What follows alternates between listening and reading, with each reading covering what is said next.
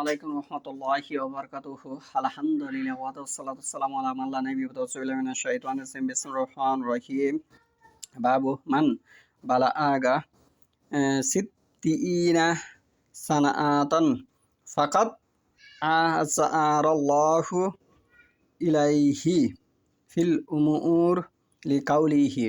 আজকের বক্তব্যের বিষয় হলো, যে ব্যক্তি 60 বছর বয়সে পৌঁছে গেল, আল্লাহ তার বয়সের ওজর পেশ করার সুযোগ রাখেননি।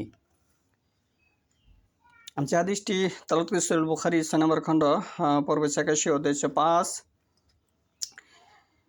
এ প্রসঙ্গে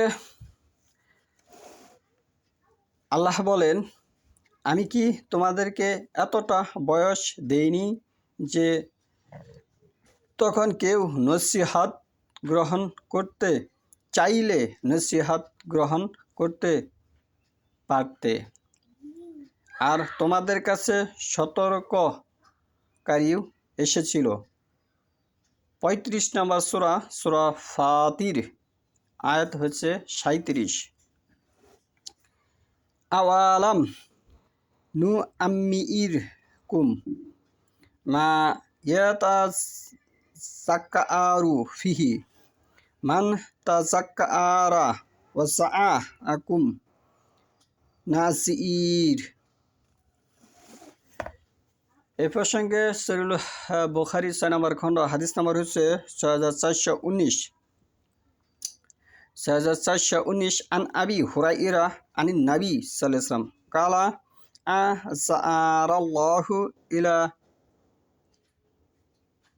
ইমরিইন আখারা আযালাহু হাত্তা বাল্লাগাহু সিত্তিনা সানাআতান তাবাআহু। আবু হুরায়রা রাদিয়াল্লাহু হতে বর্ণিত, আবু হুরায়রা একজন বিশিষ্ট সাহাবী। নবী সাল্লাল্লাহু আলাইহি ওয়াসাল্লাম বলেছেন, আল্লাহ যার আয়ু দীর্ঘ করেছেন, এমনকি তাকে 60 বছরে পৌঁছে দিয়েছেন, তার ওজর পেশ করার সুযোগ রাখেননি। সিত্তিনা সানাআতান, 60 বছর।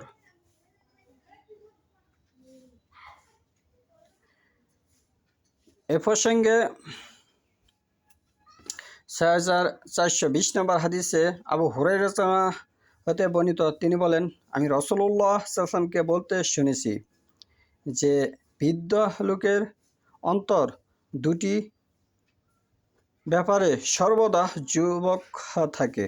দুটি জিনিসের ব্যাপারে সর্বদা যুবক থাকে।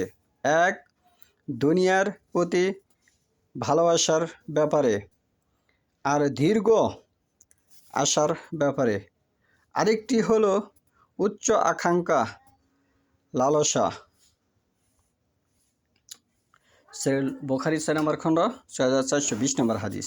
সহিহ বুখারীর 6 নম্বর খণ্ড 6421 নম্বর হাদিসে আনাস রাদিয়াল্লাহু আনহু হতে বর্ণিত হয়েছে, তিনি বলেন, রাসূলুল্লাহ সাল্লাল্লাহু আলাইহি ওয়াসাল্লাম বলেছেন, আদম সন্তানের বয়স বাড়ে আর তার সঙ্গে দুটি জিনিসও বাড়ে, ধনমালের প্রতি ভালোবাসা আর দীর্ঘ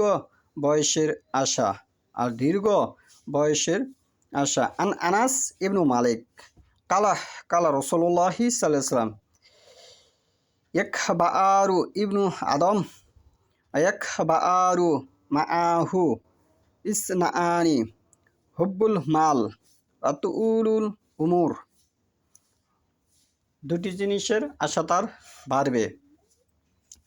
এইসব বিষয় থেকে আমাদের বিরত থেকে পরকালের প্রতি যুক্ত হবে। আমাদের পরকালে আশা আকাঙ্ক্ষা করতে হবে। কোনো সম্পদের প্রতি, কারো আত্মসাতের প্রতি, কারো গীবতের প্রতি, কারো অন্যায়ের সমালোচনা, এগুলো করা যাবে না। না জেনে না বুঝে কোনো সমালোচনা করা যাবে না। সব জিনিস চোখে দেখার পরেও তাই সেটি ব্রেন খাটিয়ে, বিবেক খাটিয়ে বিবেচনা করতে হবে যে আসলে ওই লোকটি ওই কাজে করতে পারে কিনা। অনেক সময় নিজের চোখও মিথ্যা হয়ে যেতে পারে। নিজের চোখে দেখা জিনিসও মিথ্যা হয়ে যেতে পারে, সেখান থেকে সতর্ক থাকতে হবে। মানুষের সমালোচনা করতে হবে, কার কী গুণানা আছে সেটি মানুষের বোঝার বাহিরে, সেটি একমাত্র আল্লাহ তাআলা জানেন, গায়বের মালিক আল্লাহ।